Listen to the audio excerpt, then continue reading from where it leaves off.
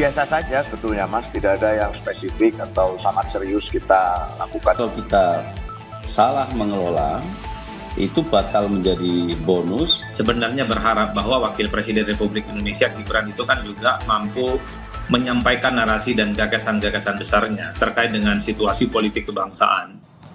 Wakil Presiden Gibran Rakabuming Raka membuat video yang membicarakan generasi muda dan bonus demografi. PDIP menyebut Gibran lebih baik kerja ketimbang membuat video. Lalu ada apa di balik munculnya monolog Gibran ini dan benarkah untuk persiapan 2029?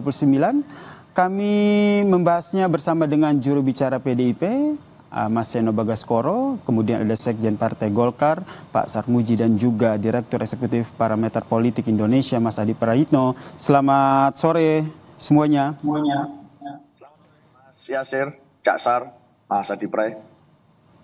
Selamat sore. Baik, saya ke Mas Seno dulu nih. Mas Seno, ini kenapa akhirnya PDIP sampai menyampaikan pernyataan sampai meminta Wakil Presiden Gibran Rakabuming Rakanya lebih baik kerja dulu ketimbang bikin video?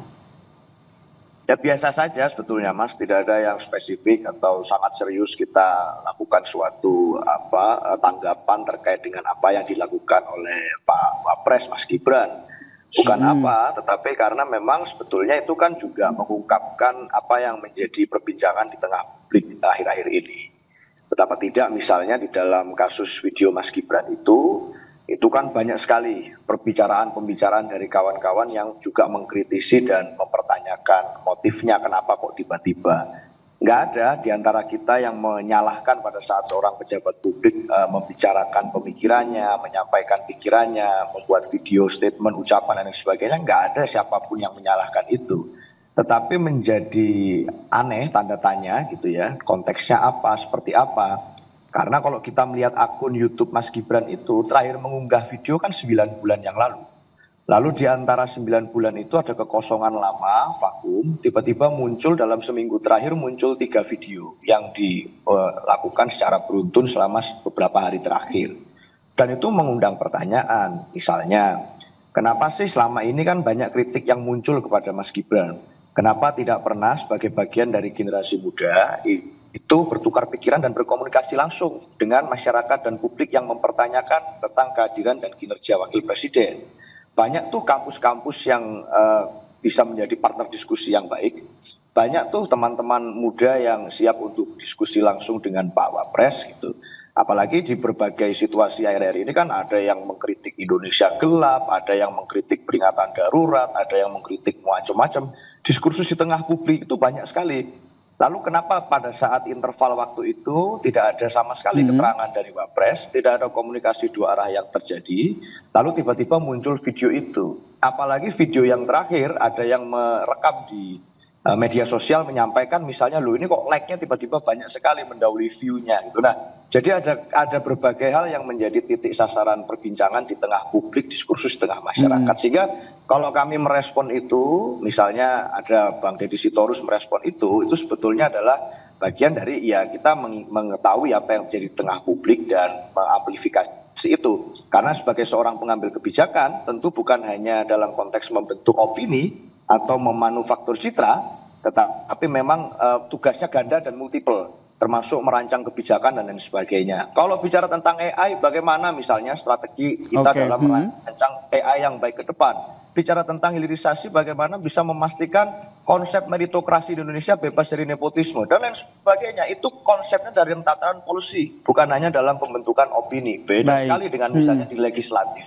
Itu Mas kalau kami. Oke, saya langsung ke Pak Sarmuji nih. Jadi sebenarnya yang ingin disampaikan oleh Gibran Rakabuming Raka ini apa?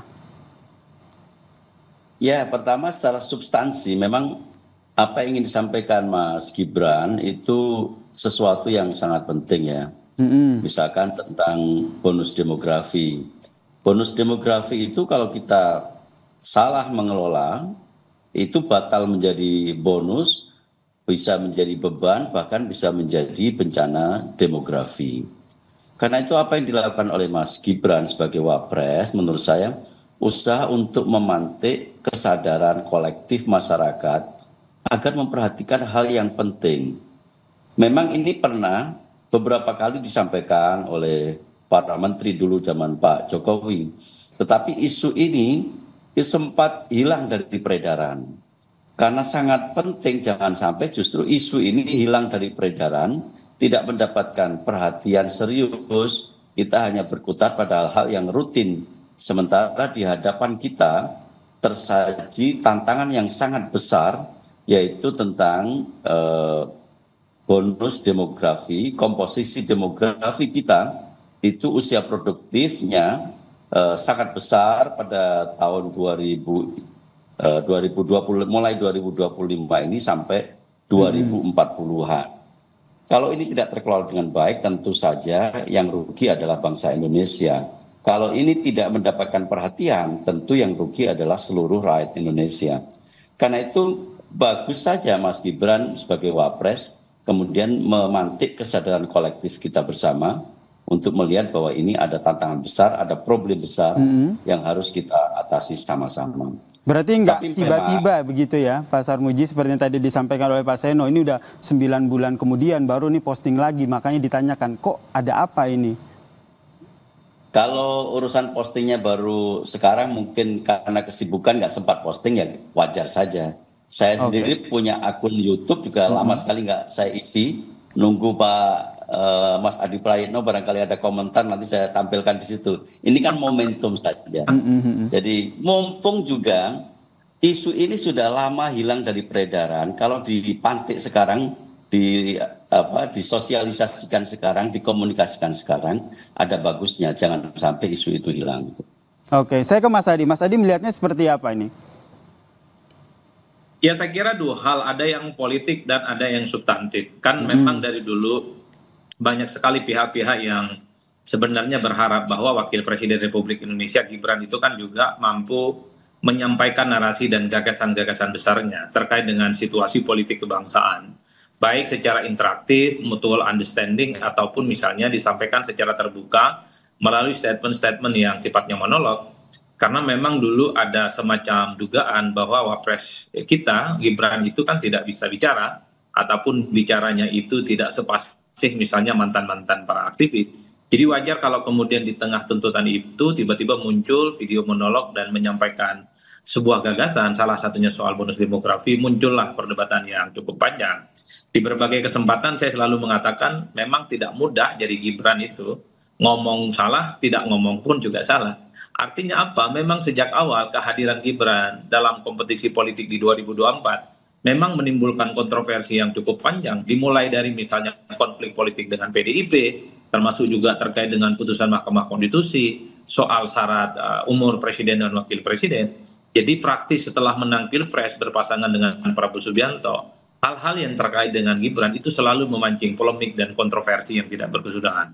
Itu di satu Mas, di situ. Nah yang kedua memang harus diakui secara politik itu kalau kita mau jujur, ini kan juga bagian dari upaya untuk meningkatkan engagement, bagaimana publik semakin terkonfirmasi bahwa Gibran itu adalah wakil presiden yang memang perlu juga diperhitungkan terkait dengan jalan panjang menuju 2029. Karena kalau kita melihat elit-elit partai, orang-orang penting di negara kita, itu kalau melihat gestur dan narasi-narasi politiknya, itu sepertinya memang sebagai upaya untuk menyusun kekuatan politik menuju pertandingan di 2029, entah sebagai calon presiden ataupun sebagai calon wakil presiden. Wajar kalau kemudian ketika video-video monolog yang disampaikan oleh Gibran, itu juga bagian upaya bagaimana publik melihat Gibran ini sedang membangun satu spotlight, selalu membangun diskursus, supaya Gibran itu dikait-kaitkan dengan soal kemungkinannya untuk bisa bertanding nantinya di 2029. Ini adalah dua hal yang menurut saya selalu diperbincangkan, diperhitungkan, dan sampai hari ini itu terus menjadi bergunjingan. Hal-hal yang semacam ini menurut saya wajar kalau ditafsirkan secara politik. Tapi ala kulli hal Mas Yasir, bahwa secara prinsip Gibran itu adalah orang penting, orang nomor 2 di negara kita. Apa yang diomongkan mesti itu direalisasikan. Apa yang disampaikan itu harus diwujudkan. Kan percuma ngomong tentang bonus demografi, percuma bicara tentang hilirisasi, percuma bicara tentang timnas, bahwa segala sesuatu yang diomongkan kalau tidak menjadi kenyataan, ya ini hanya sebatas diskursus yang kemudian sebenarnya bisa dilakukan oleh siapapun.